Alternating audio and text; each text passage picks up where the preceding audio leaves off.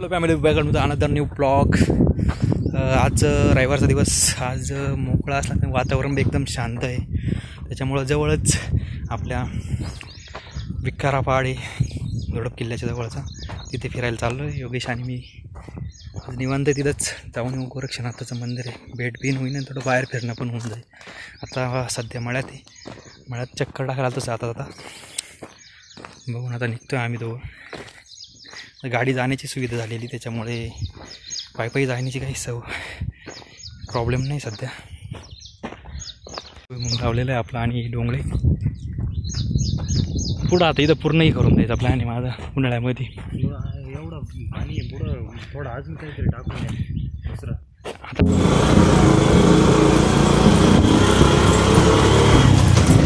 एकट्यासाठी काही प्रॉब्लेम नाही गाडीचा, पण डबलला लई नाकी दमी द्यायची त्याच्यामुळे प्लॅन.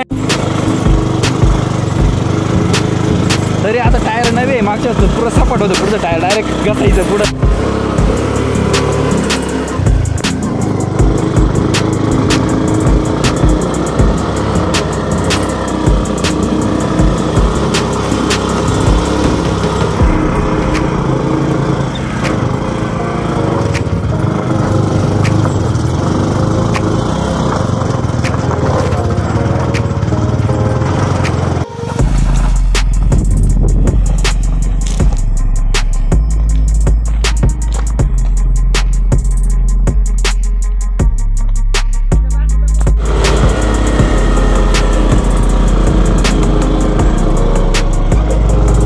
जर माणसं बसत होती डायरेक्ट गाडी उलट आहे, बस डायरेक्ट मागून तब्येतचे माणूस घातला गाडी डायरेक्ट नाकी दम.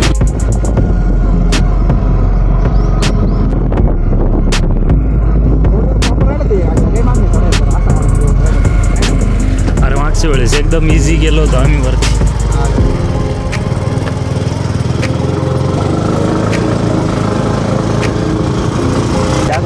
नाही इथं हा रोड केलेला आहे ना कॉन्क्रीटचा, तिथं नाही अडचण आहे ना.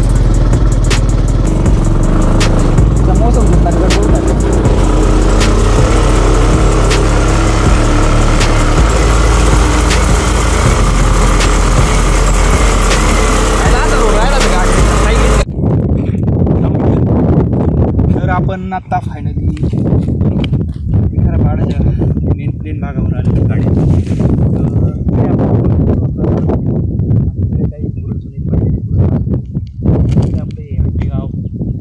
आपण आता सध्या फक्त विकारापाड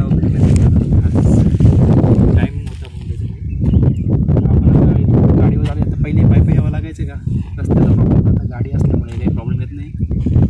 तर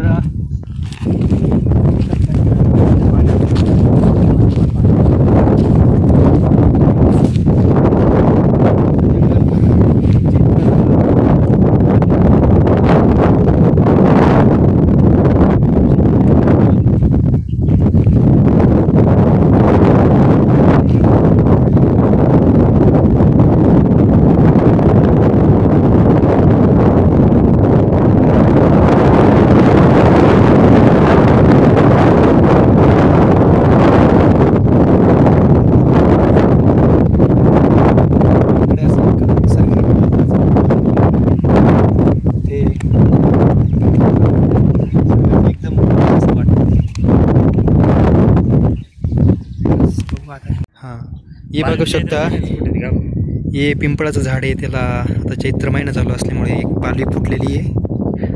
खूपच असं अट्रॅक्टिव्ह असं झाड दिसतंय आता. या नवीन पालवी फुटते त्याच्यामुळे, आणि सगळ्याच झाडांपेक्षा वेगळं असं दिसून येत आहे.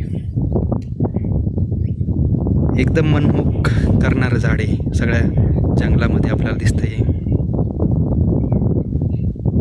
मंदिराच्या बाहेर भोवतालचं काम चालू आहे आणि काम झालेलं आहे. हा सभा मंडप सगळ्यात मोठा असा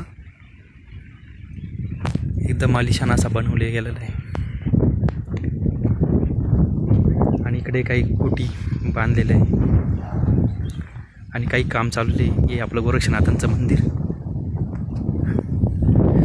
मस्त बांधकाम होण्याच्या मार्गावर, एकदम निसर्गरम्य आणि एकदम लाभदायक असं स्थळ आहे आपल्याकडे बनवले गेलेलं. हे आपलं गोरक्षनाथांचं मंदिर बांधकामाचं काम झालं. हे अतिशय प्रेक्षणीय स्थळ होण्याच्या मार्गावर आहे आता हे एकदम निसर्गरम्य वातावरणात ही जुन्या बांधकाम केलेली विहीर आहे. कंटिन्यू पाणी असते इथे.